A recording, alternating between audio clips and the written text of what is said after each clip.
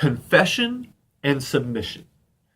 These are the two things we've talked about last Wednesday and then yesterday in class. And they're two really simple concepts that are pretty difficult for us to actually live out. On Wednesday, we looked at 1 John chapter 1. I'm going to read verse 8 and 9. If we claim to be without sin, we deceive ourselves and the truth is not in us.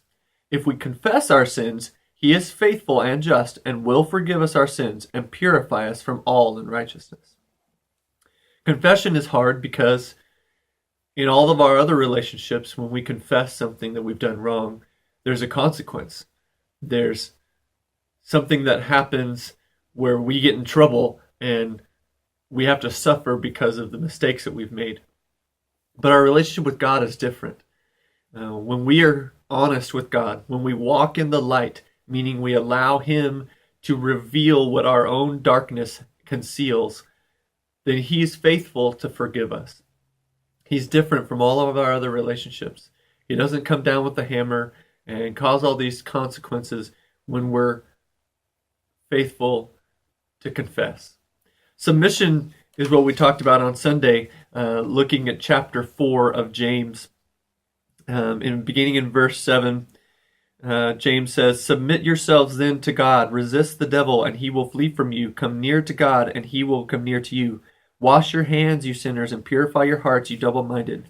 Grieve, mourn, and wail. Change your laughter to mourning and your joy to gloom. Humble yourselves before the Lord, and he will lift you up."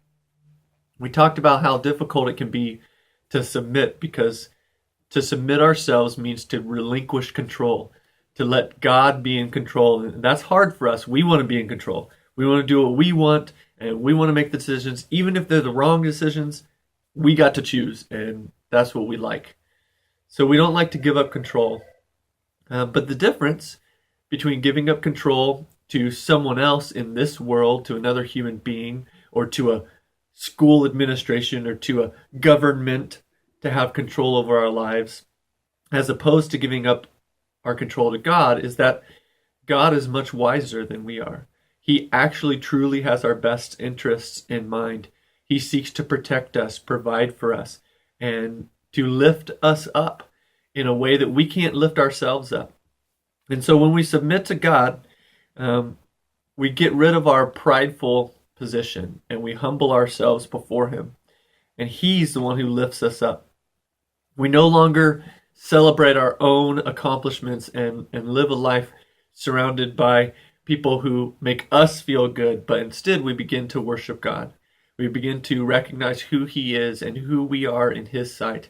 And so we humble ourselves before him, recognizing exactly the position that we hold.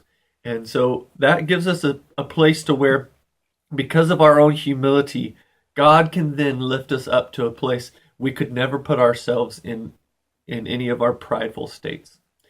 And so that's what we've talked about on Wednesday and on Sunday. I want to remind you that this Wednesday we have a area-wide that's happening at the Memorial Road Church of Christ from 4 o'clock to 8 o'clock. It includes Elevation Trampoline Park. You need to fill out a waiver release form for that and bring $10. We will leave in a van from the church building at 3:15, or you can drive yourself to Memorial Road Church of Christ at 4 o'clock. That is, again, this Wednesday. We won't be here at our building. We'll be at an area-wide at Memorial Road. Hope to see you then.